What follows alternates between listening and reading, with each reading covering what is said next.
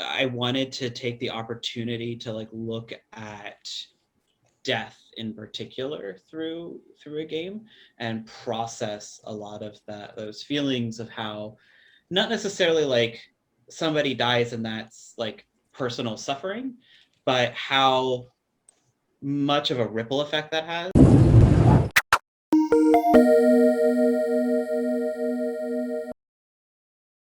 Vidar is dying.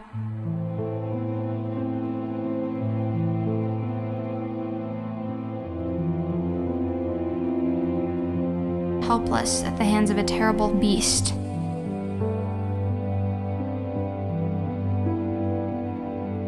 Every day brings a new story. But one thing is constant. Everyone in Vidar will die.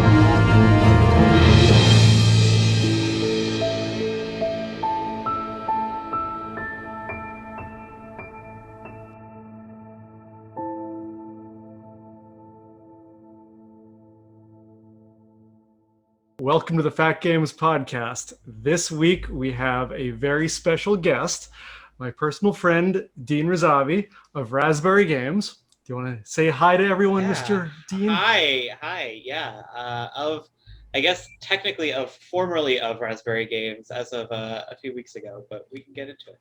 And we will talk about that, yeah. And we are welcoming our wonderful co-host back.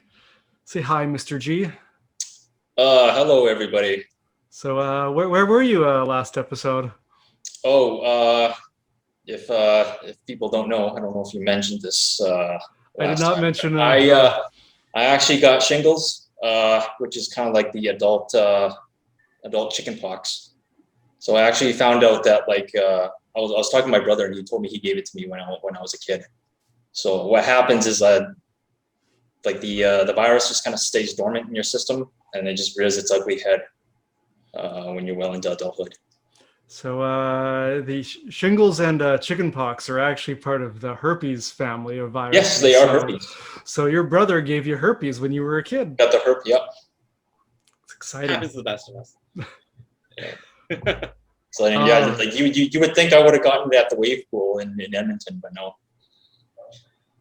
Well, yeah, you're right. That's kind of gross though. Yeah.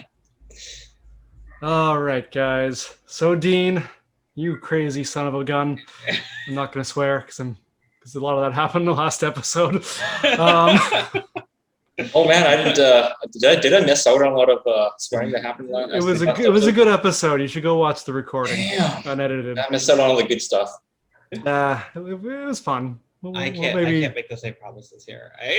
You can swear all you want. Good, we're not monetized yet, so you don't have to worry about it. So Dean, you're like a crazy lawyer and also a teacher and a game developer and a producer. And I'm going to guess you also a curator of large mammals. Yeah, tell us about your past. Why did you end up in game development when you were a lawyer before? Because that seems like a bad financial decision, if you ask me. Yeah, I mean, it was, and it is. I don't think anyone would dispute that. Yeah, I had like growing up, I had made a lot of kind of like game light things. I'd experimented a lot with the Warcraft 2 and the StarCraft 1 map editor. Like those games, like those are used to like ship with these like pretty substantial editors for their RTSs, and you could do things like events and triggers and all this kind of stuff. And my dad was actually a programmer, got like a master's in computer engineering, like way before that was like really a common thing. So even when I was growing up, I had a little bit of exposure to like my dad would teach me how to make like small games in like QBasic. And so I've always kind of had it in the background, and it was always a nice hobby for myself, and it was just kind of, you know, kept as a hobby. Um, when I was practicing, I started to poke around more with RPG Maker. Um, Started to actually like make games that I thought were kind of fun, and at one point I had said, you know, I might hire an artist for this, like maybe actually like make some assets for this game. And my husband's like, how much is that going to cost? I'm like, I don't know, like $20,000, $30,000, like who cares? And he was like, are you selling this game, or is this just like a hobby that you're going to spend $30,000 on to like keep? Lots And of I'm people like, spend a lot of money on hobbies. and I'm like, I don't know what selling a game. That like selling a game, that's silly. You don't do that. Like that's not a thing that people do. Um, and then I started to investigate and was like, what does that actually look like? Um, and by the time that like things started to get a little bit of traction with Vidar, I was feeling pretty burnt out at work. I like the timing worked out nicely where I had just wrapped up like several major cases, and I was like, you know what, this is it. Like this is where I'm gonna actually take the plunge. And since I had Vidar that I was working on and was like planning on selling, I was like, here's the transition for me. That And seems that's like it was far less emotional than I feel like it probably actually was. It was scary. It was definitely scary. Like, so okay, there's a few things. One is I remember a long time reading an article that was written by an author, I can't remember her name, that was asked, like responding to the question of people like, oh my God, I'm so excited for you. You're like following your dream. You're pursuing your passion. It's amazing. How do you do that? I wish I could do that. Like, how can you do that? And she's like, I have a husband. I have a husband who makes money and puts bread on the table. And this is a very important part of the whole scheme of things. Like, let us not forget the people that like support us. There's no way that I could have possibly done that by myself. And so when people come to me who are like, oh my God, I want to do the same thing, I'm like, can you afford it? Do you have somebody that'll afford it for you? Because I couldn't by myself. And then also it took me, I remember I had decided to quit a year before I did. And like we had spent a 3-day weekend going over all the finances and, you know, making like saying, okay, maybe we can cut here, or, you know, maybe we can rearrange this kind of stuff, whatever. And finally figured out like we can do it. Like I can actually just quit my job and we'll be okay. And I was like, okay, tomorrow I'm going in, I'm going to quit. It's going to be great. And then I like was up at like 2 a.m. crying about it. And Matt's like, you don't have to quit. And I'm like, okay, I won't quit tomorrow. But the next day I'm going to do it. And I did that for like a year. So yes, it was extraordinarily emotional. Wow, that's intense. It's scary. Yeah, I think for it depends on the career. From coming from law, I was concerned that there wasn't going to be an on-ramp back if I needed there to be. So I spent a lot of time researching, like, okay, if this fails, like, what happens after? To try to give myself a little bit more comfort. So, is there an on-ramp back, or? There is and there isn't. Not for like the kind of law that I was doing, like not at a big law firm, realistically. But you know, there are other places within the law where, you know, a gap, a few years gap on your resume is not the end of the world, or like going to a boutique or something like that, or can be enough. So I was like, okay, maybe that's enough. I would feel that a lawyer is being burnt out. It's a pretty common thing now. Yep. So Yep. you would think if they changed their mind, there would be a path back, but it seems like it's a very unforgiving profession. Yeah. I actually remember, so one of the paths back is kind of as a contract attorney who comes in, does doc review for larger cases at a larger firm. And I remember I was working on Vidar. I was actually planning to leave for some convention while I was still practicing.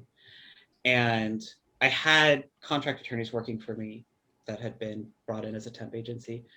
And one of them specifically, I was like, oh, I'm leaving, so like you guys will be able to like do your own thing. They're like, oh, like going on vacation. I'm like, I go to this con. I guess I do video game things as well. And one of them was like, oh, I do VO for video games. And I'm like, and now you're here. So it's a well-worn path back. That's interesting. I don't know. It seems like golden handcuffs kind of like remember you're here forever, like that plaque from The Simpsons. Yes. Yes, absolutely. Oh god, that sounds depressing. I'm sorry. No, it's okay. It's I mean, I'm out now, so. Hey, there we go. And we're going to talk more about that. So let's talk about that right now. You've done Vidar, like that wonderful poster hanging behind you. And you've also worked on another game called Wastenauts. Mm-hmm. So let's start with Vidar. Okay. Tell us about, I love Vidar. I mean, it was awesome. So tell us about that. It was, yeah, I'm still like, I'm now at a place where I can look back and be like, you know what, it was a good game for my first like commercial release kind of thing. Especially for someone who had no idea what they were doing. I feel like you're being modest. It is, it was fine. It took me a long time to like reconcile the fact that like, it wasn't everything I had dreamed of, but I was like, I'm also one person. So the game that I was talking about where I decided to hire an artist, I was like, okay, maybe we do a Kickstarter. That sounds like the thing that people do. So I ran a Kickstarter for the game. I took it to a handful of conventions. It got, I mean, nothing like major attention or anything like that as I was developing it, but it, you know, there were some people who were like legitimately interested in it. And for me, always, it had started as like two events kind of coinciding at the same time. One was my cousin had passed away. I guess like my third cousin, or you know, not somebody my age, but who I felt was very much a kindred spirit, and it was kind of difficult for me to reconcile. And the second was pretty much at the exact same time we were leaving for our honeymoon.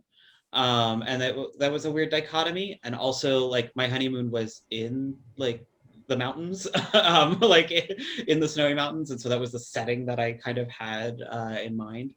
And I wanted to take the opportunity to like look at death in particular through a game and process a lot of those feelings of how not necessarily like somebody dies and that's like personal suffering, but how much of a ripple effect that has. Like there were so many people at my cousin's funeral who I like never met before who were also weeping, and it's like this man touched so many people. I think that gets kind of missed sometimes in like the stories about death, where it's like it's just like one person like losing their loved one or something. So that was where the focus started, and then I like puzzles, so I've just jammed puzzles into the game. I don't know. I didn't have a good reason for puzzles. I really didn't. It worked really well, like the random dungeons at the labyrinth where the air quotes monster lived. Yes. Yeah. I was hesitant to do anything like super combat heavy. It didn't feel right for the tone of the game.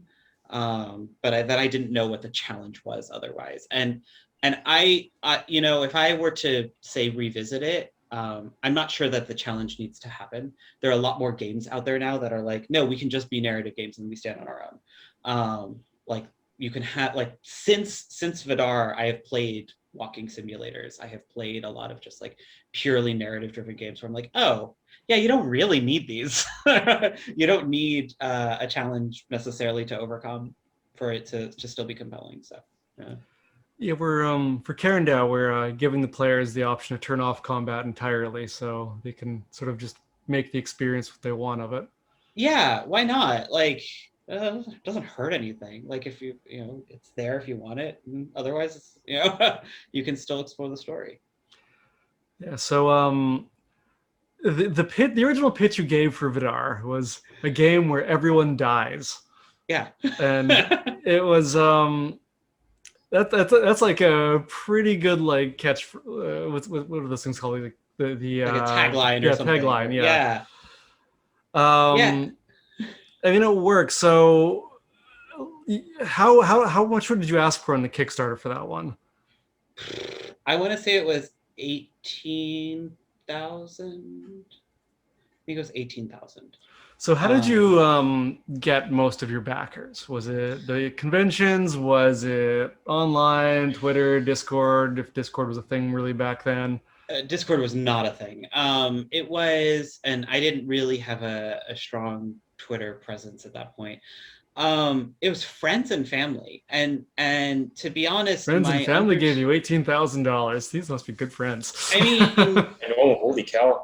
like it is that kind of like I mean I use the friends as like kind of your network, but Right. I think, and honestly I think Anya would say the same, that the majority of your backers are going to be your community, but a lot of those people are your friends and family. I think the way that Kickstarter put it is like, look at the last 50 people you emailed, and like they're going to be like a good chunk of your donations. Oh god, I don't email anyone anymore. Well, or I think now that was back then. So maybe like, you know, whoever you like pinged on Discord or whoever you texted or whoever, whatever. But those people who are kind of more present in your life, at least right now, are gonna be your backers. Yeah.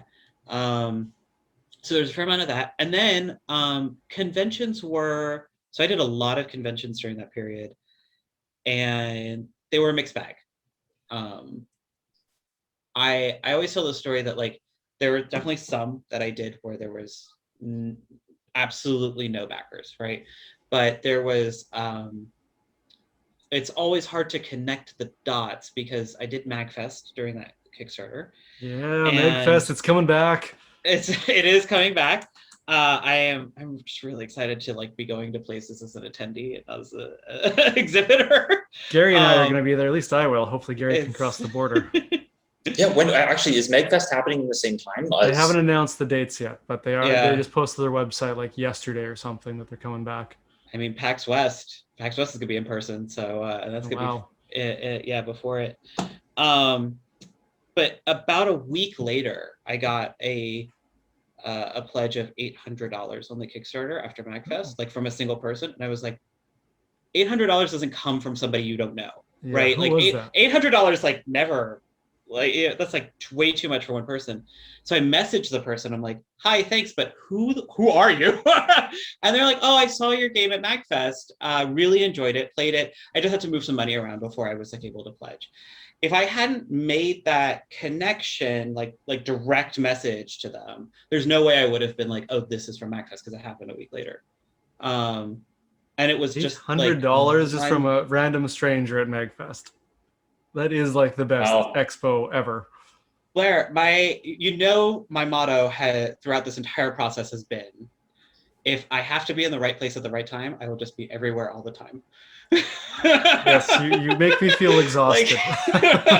So, and that was one of those like right place at the right time moments. So, yeah, it was a really interesting experience to go through that Kickstarter. And I mean, ultimately, like Vidar didn't really make money, but it, I guess looking back on it, I don't feel like it needed to. So would you be willing to share the revenue numbers or not? I mean, I have not looked at it in ages. I haven't gotten paid out by Steam in ages. Oh, okay. Because like they don't pay you unless you've sold like you break a certain threshold or whatever, and I don't think they've cut me a check in like over 2 years at this point. But I imagine, I mean, like, let me see. You're looking right now? Yeah, I'm gonna look at the yeah, it's about right. I mean, typically what you can do is like 50 times the number of reviews on Steam. That's about how many units have sold. So 50 to 75. Yeah. So it was like it was nothing. Like it's only got 15 reviews on Steam, but I've kind of reauthored that experience for myself as like a learning experience, one that put me in touch with a lot of great people, one that got me a Kotaku article. Hey, that's pretty cool. Hey, Um, Burgle's Bounty. That's what I say. Burgle's Bounty was. The Yeah. whole. It only made $80, but Listen, if it turns a profit, it's better than most indie games. That is actually a lot more than what I thought it made. I thought it only made like $5. well, yeah. Apple had has one since friend that pulled bought it. Google and Apple have both pulled it from the store because we haven't updated it, and we're no longer aligned with their terms of service or whatever. Oh, but God, so that's the end of It's an like era. exhausting to keep up I'm with not these going things. back to update that stuff Yeah, unless I there's feel a that. strong, compelling reason. I very much feel that. Yeah.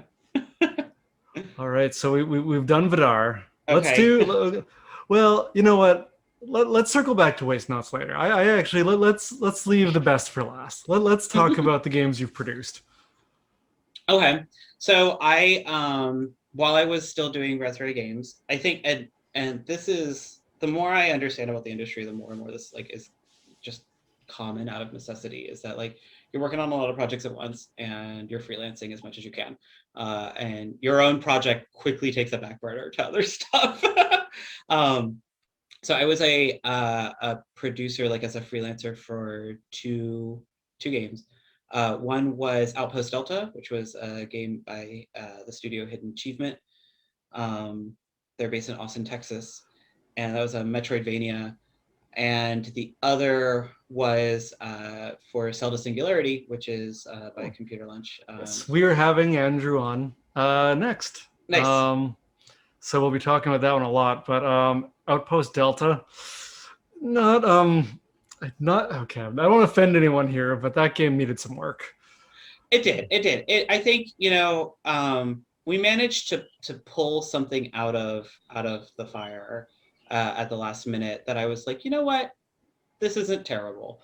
The game had been in development for about 4 years, I want to say, before I joined the team. And they were like, we just need somebody. Like, this was supposed to be an 18-month project. Like, what the hell happened? And so I kind of came in mostly to get the game out the door. I think by the time that, like, when I came in and I have like fresh energy, I'm like, yeah, new game, let's do it. It's gonna be fun. Everyone else is like, fuck this game. Well, that's so positive energy right there. yeah, I mean, Yeah, it sounds like they've been chewed up and spit out already. Yeah, like I don't know anybody who's worked on a game for 4 years and still likes it. Like, Hey, still likes their Karendow's game. going on 3, and I still like it. Okay. Because whenever I play it, I love it. Did you feel that way about Burgle's Bounty, Blair? Yeah. I was ready. Burgle's Bounty. Well, I mean, let's just look at the latest version of Burgle's Bounty of all the incarnations. After the 2-ish year dev cycle, I was done with it. But here I am, 3 years in on Karendow, and I still have energy to keep this going. I think there's just, that fatigue sets in. I don't begrudge anyone for that at all. I think it was like a perfectly normal, healthy thing where that just happens. And especially when there's not a producer kind of there to be like, to keep the drum marching, and make sure that things aren't spiraling out of control. It can just be difficult to see the light at the end of the tunnel. So ultimately, I thought that the game was technically, like from a development and tech side, pretty excellent. Like, there were strikingly few issues that we were running into, especially for a sim launch for a team of 4 people, right? Okay. We launched simultaneously on PC, Xbox, PlayStation, and Switch, and that was, indie studios 4 times the size don't do a sim launch like that. I couldn't get more than 5 minutes into the game without dying. Either I'm really bad or... No, but it is admittedly unbalanced, and I think that the design was a little lacking. I took over as a designer as well on that to try to like do something with it, because I was like, we have all this cool tech, can we do something with it? We just didn't have enough time before like it really needed to be out the door. we had talked honestly about doing like an Outpost Delta 2 using the same engine, because it's like, oh, okay, now if we can actually make a game, like, you know, this was a fun first pass at it, but if we could do something like with cool Metroidvania elements, I think it would have gone. I think it could have been Probably an been better. improved game. Yeah. I do think that, you know, it was a big ask, and it was a nice place for the like. So the studio is run by two former AAA vets who both have done a lot of dev work, and it's nice to be at like a technically run place, and see that side of things. This was like a nice feather in their cap to be like, okay, we're now out on console. Like, we have released our own games on console, in addition to doing a lot of contract work, which they do for other like AAA titles and stuff like that. Yeah. Nice. So if we ever want to make it as indie devs, we're just going to be doing a lot of other people's work, is what you're saying. Yeah. No, I think that's probably right. Yeah. I mean, the opportunity to just kind of run your own studio is pretty minimal. I mean, I know Francisco does it, but it's difficult to just kind of keep your head down and do your own thing without some funding.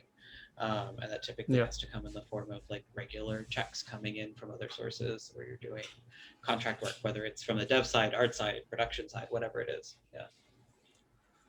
Right. So on top of all of that, you also teach, or are you still teaching?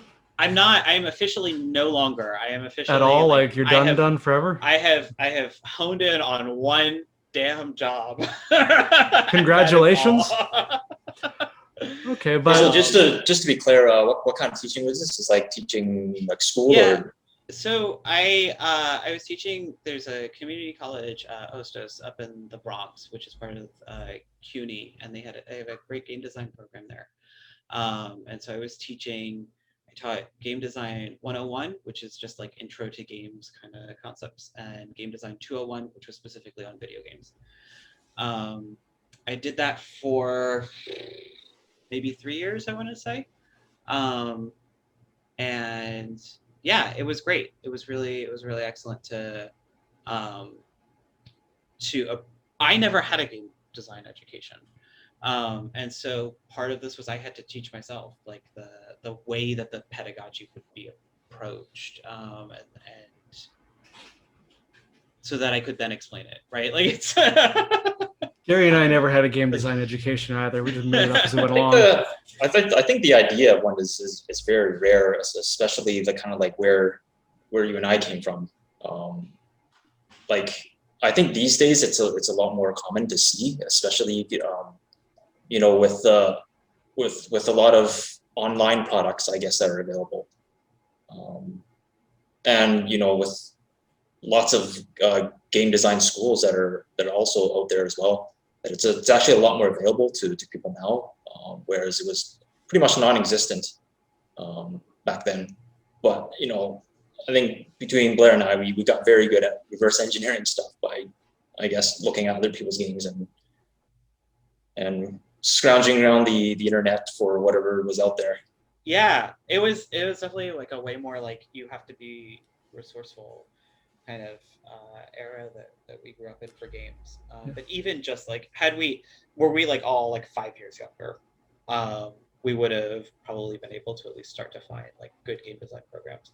But New York has some great ones. Obviously, New York, like NYU, you know, as well in New York City. But RIT, Bloomfield right across the river. And so there's a lot of great resources here now for students who want to do it. Yeah.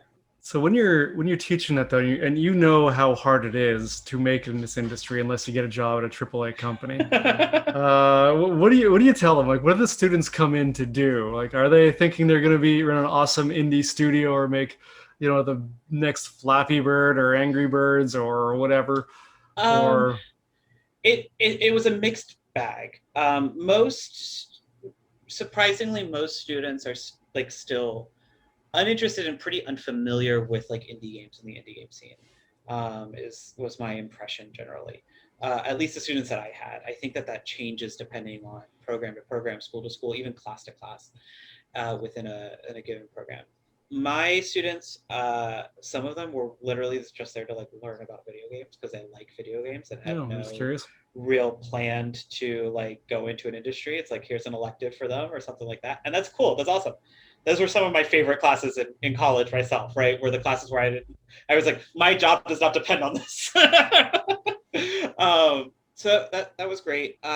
Definitely had students who wanted to specifically get into game design, game art, game writing. A lot of writers that were like, I love crafting stories for games, and yeah, we would typically talk about like different paths to try to do something like that to get into the industry.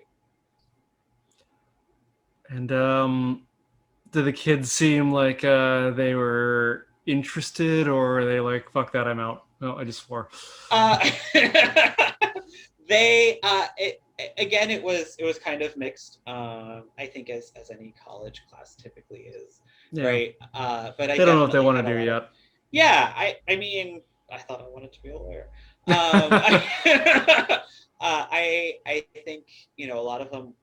For a lot of them, it was the first time where they were like confronted with the realities of game design are something beyond. I have a cool idea for a game.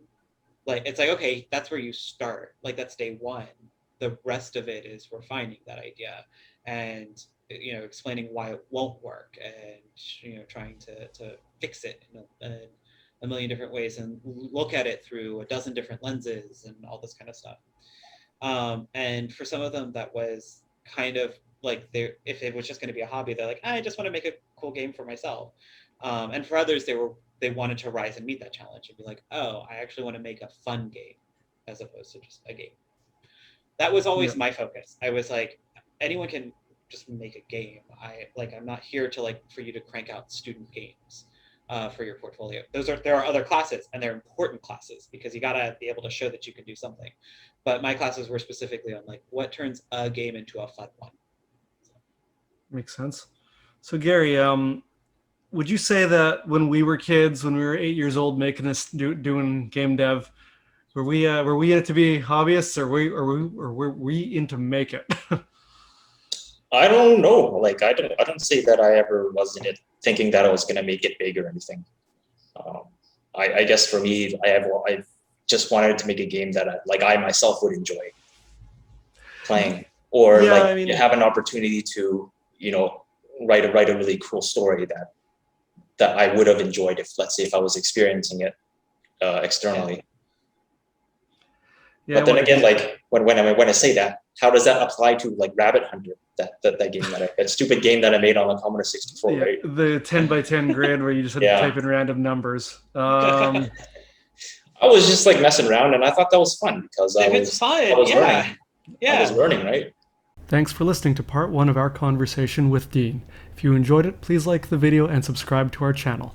For this episode, we are going back to playing music from Kids of Karendow. Please take a listen to the cave music that Gary recently completed.